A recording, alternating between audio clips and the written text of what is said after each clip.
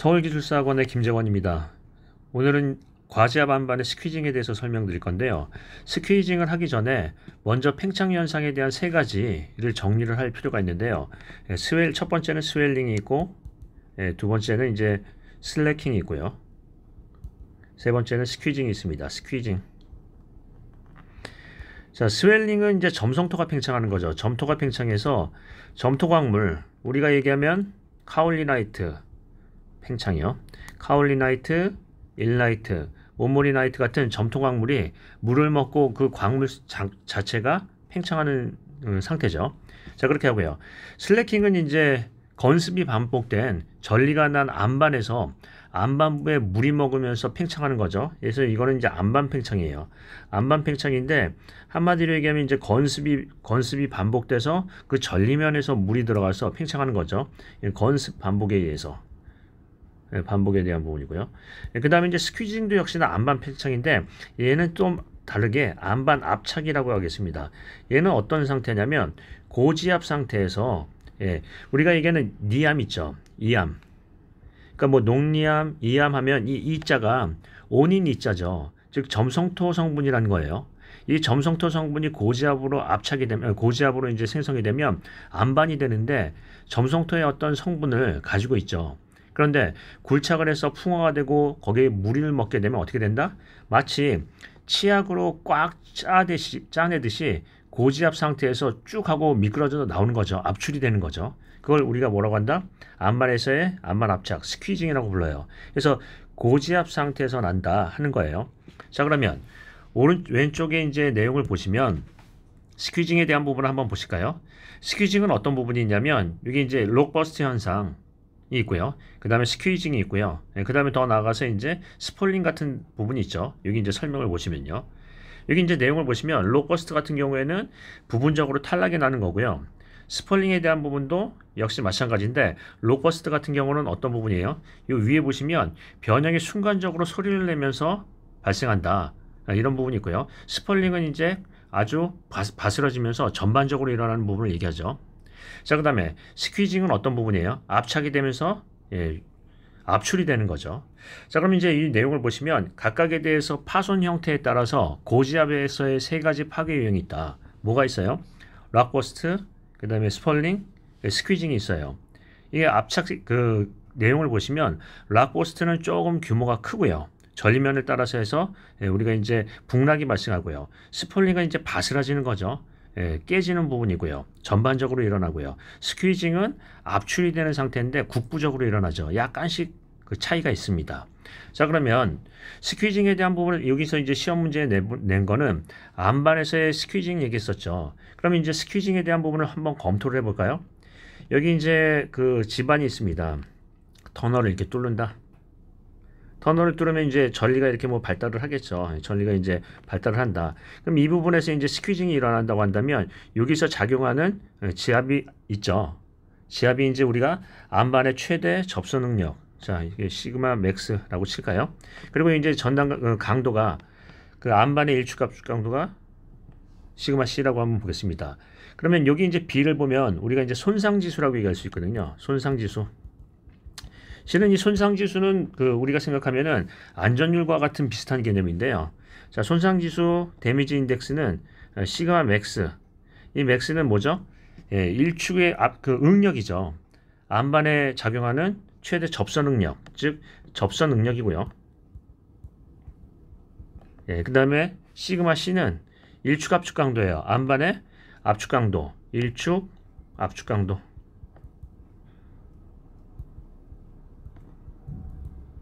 얘는 최대 접수 능력.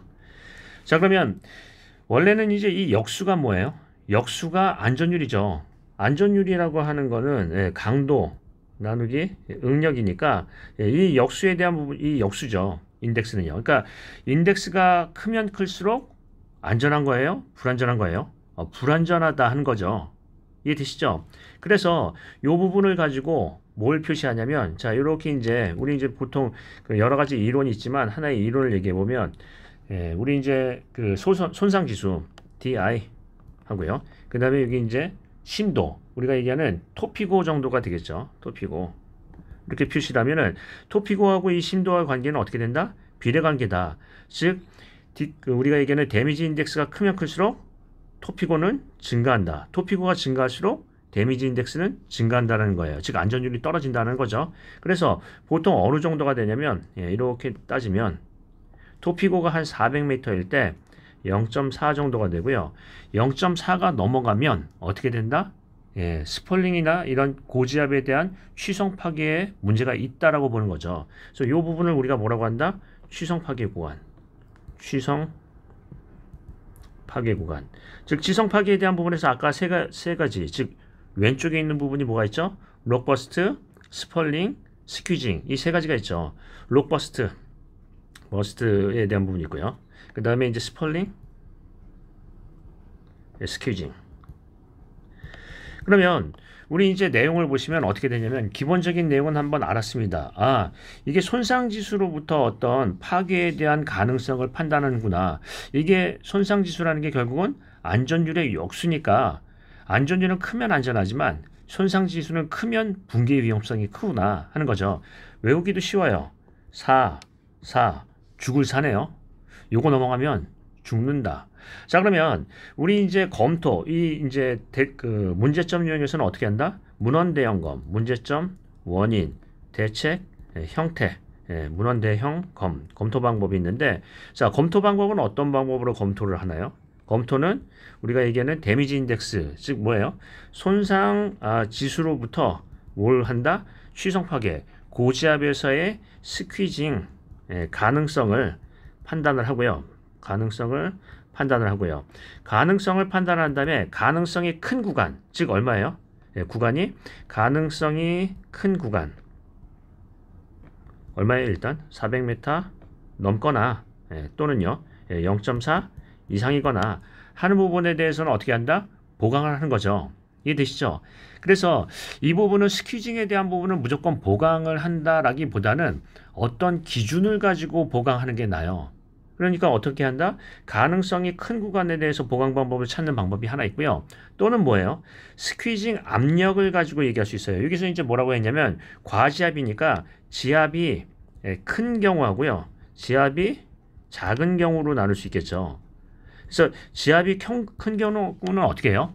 변형에 대한 수용성이 있는 가축성 지보를 하는 게 낫고요. 그 다음에요. 여기는 이제 지압이 큰 경우는 어떻게 한다? 변형에 대한 수용성이 있는 가축지보 같은 거가 낫겠죠. 즉 지압을 해소하는 부분이죠. 작은 경우는 어떻게 한다? 과지압이겠지만 조금 작다 이거죠. 상대적으로요. 그렇게 하면 어떻게 한다? 강성을 증대시키는 방법으로 간다 하는 거예요. 자, 그러면 한번 보겠습니다. 검토 방법에 따라서 어떻게 한다? 큰 구간에 대해서 어떤 대책을 수립한다라는 방법으로 갈 수도 있고요. 대책은 어떤 방법이에요? 나눌 수가 있겠죠. 지압이 큰 경우, 작은 경우. 그러면 대책에 대해서 이제 먼저 얘기를 한번 해보겠습니다. 터널 공사에서의 대책은 크게 세 가지로 나누죠. 어떻게 해요? 우리 배운 거 있죠? 어떻게 한다? 터널 굴착. 어떻게 팔 거냐? 그 다음에 보조공법. 어떻게 유지할 거냐? 보조보강공법이죠. 터널을 파면은 이완이 되니까 파는 공법하고 이완이 된 부분을 보강하는 공법으로 나눌 수 있고요. 또 뭐 기타 특수공법이 있겠죠. 자, 그러면 터널 굴착은 전단면으로 해요? 분할단면으로 해요? 분할단면. 우리가 이제 얘기하면은 분할단면도 수평이나 연직 분할이 있죠. 수평 분할이냐, 뭐 또는 연직 분할이냐 해가지고 여기 이제 어떤 부분이냐면 가인버트 있고요. 인버트. 그 다음에 벤치컷도 있죠. 뭐 이런 부분으로 해서 한 번에 파지 않고 지압에 대한 어떤 이완 능력을 크게 하지 않고 작게 만든다라는 거죠. 이해 되시나요? 자, 그런 부분이 있고요. 보조공법은 어떻게 나눌 수 있어요? 과지압이 굉장히 큰 경우도 아주 큰 경우하고 조금 큰 경우가 있겠죠. 극대로 큰 경우하고요. 비교적. 이 비교적이라는 얘기는 이제 큰 중에서도 비교적 작은 경우가 있겠죠. 하면 이 부분은 지압이 큰 경우는 어떻게 한다? 강성을 증대시키기보다는 그러면은 이제 지보재가 큰 문제가 생기고 변형이 생기니까 변형의 수용성이 있는 가축지보 뭐가 있나요? 우리가 이제는 유형 가축지보재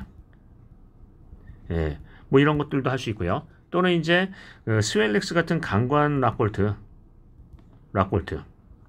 이런 것도 있을 수 있고요. 또 케이블 볼트 뭐 이런 것들도 이제 쓸 수가 있겠죠. 비교적 작은 경우는 어떻게 한다? 강성을 증대하는 거니까 락볼트의 어떤 강성을 증대시키고요. 특히 천단에 대한 문제가 있으면 어떻게 한다? 강관 다단 그라우팅 뭐 이런 것들도 할 수 있겠죠. 쭉쭉쭉.